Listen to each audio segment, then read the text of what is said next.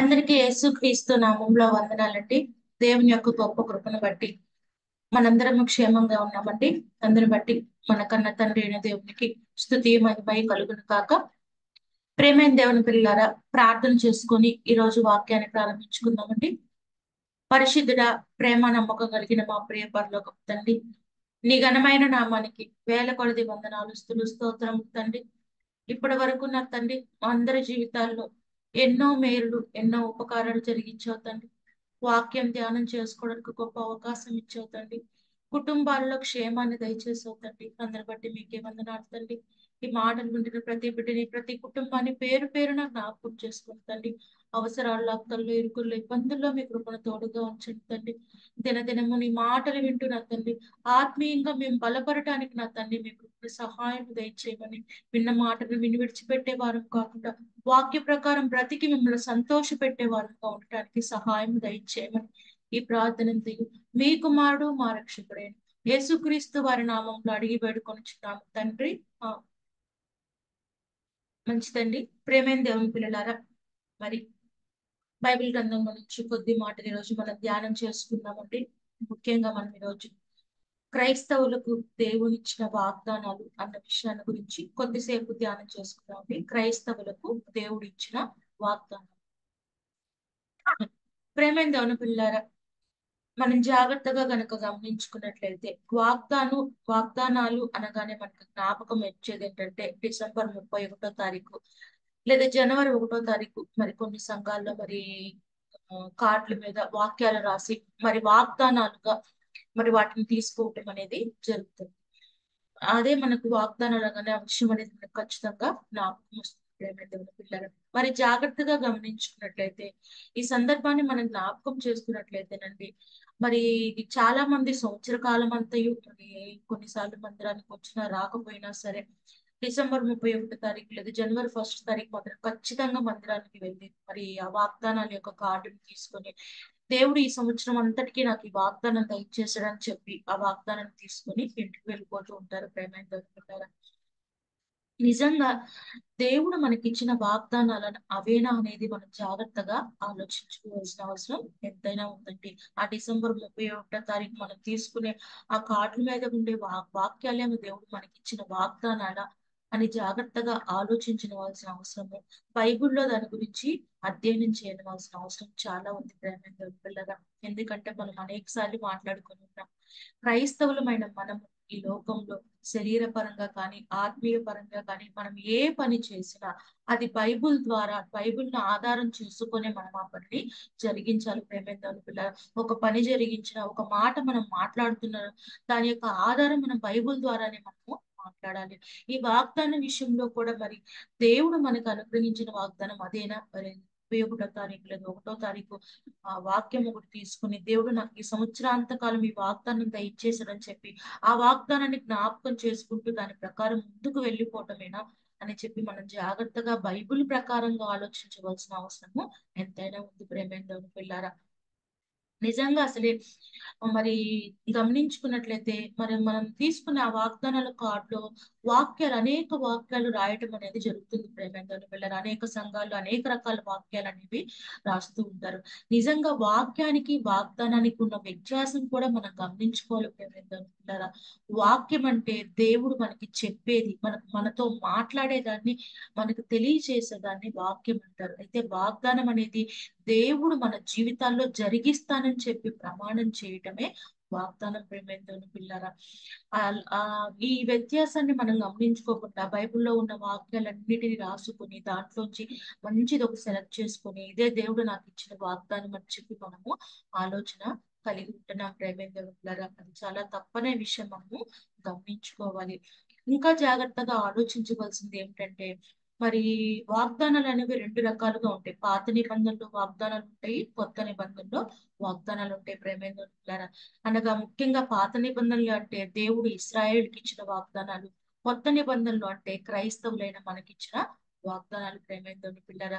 ఒక వాగ్దానం కానీ ఒక వాక్యం మనం కనుక చదువుతున్నామంటే దాన్ని అర్థం చేసుకున్నామంటే అది మనకు అన్వయించుకునే ముందు అసలు దేవుడు అది ఏ సందర్భంలో చెప్పాడు, అది ఎవరి గురించి చెప్పాడు, అది మనకు అనుకూలంగా మనల్ని అనుసరించి ఉందా, దాన్ని మనము ఏ రకంగా తీసుకోవాలనే విషయాన్ని జాగ్రత్తగా గమనించుకోవాలి ప్రేమేంతోని పిల్లరా.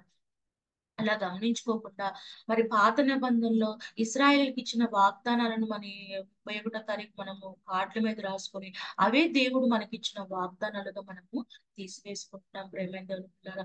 ఒకసారి కనుక మనం చూసుకున్నట్లయితే బైబిల్ గ్రంథంలో రోమా పత్రికలో చూసుకుందాం. అంటే రోమా పత్రిక 9వ అధ్యాయము 4వ వచనం ఒకసారి చూసుకుందాం. రోమా పత్రిక 9వ అధ్యాయము 4వ వచనాన్ని ఒకసారి చూసుకున్నట్లయితే, వీరు ఇశ్రాయేలీయులు దత్తపుత్రత్వమును మహిమయు నిబంధనను ధర్మశాస్త్ర పదానము అర్పణాచారాలు అర్పణాచారాదులను వాగ్దానములను వీరివి. మరి పరిసయ్యులు మరి శాస్త్రులు మరి ఇశ్రాయేలుకి ఇచ్చిన వాగ్దానాలను వారికి ఇచ్చినవిగా వాళ్ళు మరి ఆచరిస్తున్నప్పుడు మరి దేవుడు వారికి తెలియచేసింది ఏంటంటే ఆ వాగ్దానాలు ఇశ్రాయేలుకి ఇవ్వబడిన వాగ్దానాలు అని చెప్పి దేవుడు తెలియచేసినట్లు ఈ వాక్యంలో మనకి కనపడుతుంది ప్రేమేంద్రులారా. ఇంకా కనుక మనం చూసుకున్నట్లయితే ఆదికాండం ఒకసారి చూసుకుందామండి. ఆదికాండం 18వ అధ్యాయము 10వ వచనాన్ని ఒకసారి చూసుకుందామండి. ఆదికాండము 18వ అధ్యాయము 10వ వచనాన్ని ఒకసారి చదువుకుందాం. అందుకు ఆయన, మీదటికి ఈ కాలంలో నీ యొద్దకు నిశ్చయముగా మరలా వచ్చేదను, అప్పుడు నీ భార్య అయిన శారాకు ఒక కుమారుడు కలుగునని చెప్పాను. శారా ఆయన వెనుక నుండి గుడారపు ద్వారంను వినుచుండెను. అబ్రహామును శారాయును బహుకాలం గడిచి వృద్ధులై ఉండిరి. ఇంకా కనుక మన కిందకి చదువుకున్నట్లయితే మరి అబ్రహాం గారికి దేవుడు ఇచ్చిన వాగ్దానం అనేది ఇక్కడ మనకి కనపడుతుంది. మీదటికి ఈ సంవత్సరం వచ్చేసరికి మరి ఒక బిడ్డను నీకు దయచేస్తానని చెప్పి ఇక్కడ ఒక వాగ్దానం దేవుడు అబ్రహాం గారికి దయచేసినట్లు మనకి కనపడుతుంది ప్రేమేంతోని పిల్లారా. అంటే ఇది ఎవరికి ఇచ్చిన వాగ్దానము? అబ్రహాంకి ఇచ్చిన వాగ్దానం.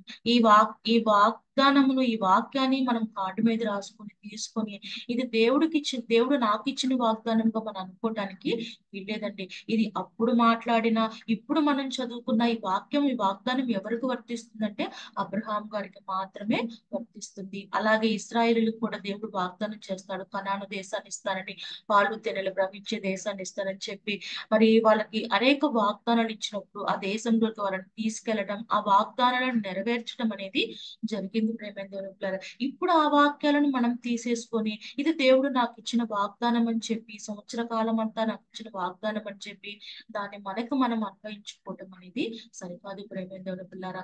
ఆ కాలాన్ని బట్టి ఆ సందర్భాన్ని బట్టి దేవుడు వారికి ఇచ్చిన ఆ వాగ్దానాలు దేవుడు నెరవేర్చడం కూడా జరిగిపోయింది. ఇప్పుడు ఆ వాక్యాలను మనకు అన్వయించుకుని దేవుడు నాకు ఇచ్చిన వాగ్దానం ఈ సంవత్సర కాలంలో అని చెప్పి దాన్ని మన వాగ్దానాలుగా మనం తీసుకోవటం అనేది అది పొరపాటు ప్రేమేంద్రుల పిల్లారా. అది పాత నిబంధన కాలంలో ఇశ్రాయేలుకి ఇచ్చిన వాగ్దానాలు. ఇప్పుడు క్రైస్తవులకు దేవుడు కొన్ని వాగ్దానాలు ఇచ్చాడు ప్రేమేంద్రుని పిల్లారా. యేసు క్రీస్తు మరి పుట్టిన తర్వాత మరి మన కోసం ఆయన తన ప్రాణాలు అర్పించి మన పాప క్షమాపణ మరి దయచేస్తారని దేవుడు ఇస్తే మన ఈ లోకంలో ఉన్న ప్రజలందరికీ దేవుడిచ్చిన వాగ్దానాన్ని ఆయన నెరవేర్చాడు. ఆయన కుమారుణ్ణి భూమి మీదకి పంపించాడు. ఆయన కుమారుని ద్వారా మనకు పాప క్షమాపణ దయచేస్తానని చెప్పిన ఆయన వాగ్దానం అనేది ఆయన నెరవేర్చాడు. నెరవేర్చిన తరువాత మనకు రక్షణ భాగ్యం అనేది అనుగ్రహించిన తరువాత క్రైస్తవులకు కొన్ని వాగ్దానాలు అనేది దేవుడు అనుగ్రహించడం అనేది జరిగింది ప్రేమేంద్రులారా. ఆ వాగ్దానాలను మనం అన్వయించుకోవటం అనేది కరెక్ట్ గా సరిపోతుంది. ఒకసారి అవి కనుక చూసుకున్నట్లయితే అపోస్తుల కార్యములు 2వ అధ్యాయము 38వ వచనం. అపోస్తుల కార్యములు 2వ అధ్యాయము 38వ వచనం. పేతురు, మీరు మారు మనసు పొంది పాప క్షమాపణ నిమిత్తము ప్రతి వాడు యేసుక్రీస్తు నామమున బాప్తిస్మం పొందుడి, అప్పుడు మీరు పరిశుద్ధాత్మను వరమును పొందుదురు. ఈ వాగ్దానం మీకును మీ పిల్లలకును దూరస్తులందరికీ అనగా ప్రభువైన మన దేవుడు తన యొద్దకు పిలిచిన వారందరికీ చెందునని వారితో చెప్పాను. ఇది అందరికీ చెందుతుంది. ఇందాక మనం మాట్లాడుకున్నట్లు ఇశ్రాయేలు కోసం రాయించబడిన వాగ్దానాలు మనకు అన్వయించుకొని మన కోసం దేవుడు ఇచ్చిన వాగ్దానాలని చెప్పి మనము ఆలోచించకూడదు ప్రేమైన దేవుని పిల్లారా. ఇక్కడ దేవుడు మనకు తెలియజేస్తున్నాడు, ఎవరైతే మరి పాపాలను ఒప్పుకొని మారు మనసు పొంది బాప్తిస్మం తీసుకుంటారో యేసుక్రీస్తు నామంలో, వారు రక్షింపబడతారు, వారికి పరిశుద్ధాత్మ వరం అనేది వస్తుంది. ఇది మీకు మీ పిల్లలకు అందరికీ వర్తిస్తుందని చెప్పి ఇక్కడ ఒక దేవుడు ఒక వాగ్దానం మనకి దయచేశాడు ప్రేమైన దేవుడు పిల్లారా. ఇది మనము అన్వయించుకోవాలి. నేను మారు మనసు పొందితే, నేను పాప క్షమాపణ పొందితే, నేను రక్షణ భాగ్యం తీసుకొని పాపాలను విడిచిపెట్టి బ్రతికితే దేవుడు నాకు రక్షణ అనుగ్రహిస్తాడు, పరిశుద్ధాత్మ అనే వరాన్ని నాకు అనుగ్రహిస్తాడు. ఇది నాకు దేవుడు ఇచ్చిన వాగ్దానం అని చెప్పి దాన్ని మనం తీసుకోవడం అనేది చాలా కరెక్ట్ అయిన విషయం ప్రేమ. ఇంకా గనక మనం చూసుకున్నట్లయితే చివరిగా ఇంకొక వాక్యం చూసుకొని ముగించుకుందామండి. యోహాన్ రాసిన మొదటి పత్రిక 2వ అధ్యాయము 25వ వచనం. యోహాన్ రాసిన మొదటి పత్రిక 2వ అధ్యాయము 25వ వచనం. నిత్య జీవము అనుగ్రహించునన్నదే ఆయనే తానే మనకు చేసిన వాగ్దానం. నిత్య జీవము మనకు అనుగ్రహిస్తానని చెప్పి దేవుడు మనకిచ్చిన వాగ్దానం. ఈనాటి క్రైస్తవులకు దేవుడు మనకిచ్చిన వాగ్దానము, పాపమును విడిచిపెట్టి రక్షణ భాగ్యం పొందిన వాళ్ళకి పరిశుద్ధాత్మ అనే వరాన్ని ఇస్తానని, పాప క్షమాపణ అనేది దొరుకుతుందని చెప్పి దేవుడు ఇచ్చిన వాగ్దానము. ఈ నిత్య జీవాన్ని మీకు అనుగ్రహిస్తాననేది దేవుడు మనకిచ్చిన వాగ్దానం ప్రేమ దేవులారా. ఈ పాత నిబంధన కాలంలో ఇవి దేవుడు మనకు అనుగ్రహించిన వాగ్దానాలు ప్రేమ దేవుని పిల్లారా. వీటిని బట్టి మనం మన జీవితాల్లో ముందుకు వెళుతూ ఉండాలి. కేవలం మరి 31వ తారీఖు ఆ కార్డుల మీద ఉన్నది ఇది నాకు సంవత్సర కాలం అంతా దేవుడు ఇచ్చిన వాగ్దానం అని చెప్పి దాన్ని మనం తీసుకోవటం అనేది కరెక్ట్ కాదు. మనం ఏది అనుసరించినా బైబిల్ ప్రకారమే మనము అనుసరించాలి. అవి ఇశ్రాయేలు కోసం అనుగ్రహించబడినవి. ఈనాటి క్రైస్తవులకి యేసుక్రీస్తు వారు వచ్చిన తరువాత వాగ్దానాలు అనేవి మారిపోయినాయి. మనకి దేవుడు అనుగ్రహించిన వాగ్దానం పరిశుద్ధాత్మ అనే వరాన్ని ఇస్తానన్నాడు రక్షణ భాగ్యం పొందితే. అలాగే నిత్య జీవం అనే భాగ్యాన్ని అనుగ్రహిస్తానన్నాడు. పరిశుద్ధాత్మ వరంతో మనం పరిశుద్ధంగా బ్రతికితే మనకు నిత్య జీవాన్ని అనుగ్రహిస్తానని చెప్పి దేవుడు వాగ్దానం చేశాడు. ఒక సంవత్సరానికి తగ్గ వాక్యాన్ని మనం తీసుకుని దాన్ని మనకు అన్వయించుకోవడం కాదు, కానీ ప్రతిరోజు ఈ లేఖనాలను మనము చదువుకోవాలి, ఈ వాక్యాన్ని మనం ధ్యానించాలి. అలా ధ్యానిస్తూ మనం పరిశుద్ధతను కలిగి ఉండి మనం కనుక జీవిస్తూ ఉండినప్పుడు అప్పుడు దేవుడు మనకి ఇస్తానన్న వాగ్దానం నిత్య జీవం అనేది మనకి అనుగ్రహించబడుతుంది. కాబట్టి అట్టి భాగ్యాన్ని ధన్యతని దేవుడు మనందరికీ దయచేయాలని ప్రేమతో కోరుకుంటూ ఈ మాటలు ముగిస్తున్నానండి.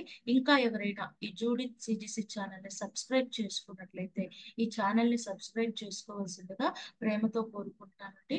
అలాగే మీ బంధువులకి, స్నేహితులకి, మీకు తెలిసిన వాళ్ళందరికీ ఈ మెసేజెస్ ని షేర్ చేయవలసిందిగా ప్రేమతో కోరుకుంటున్నానండి. అందరికీ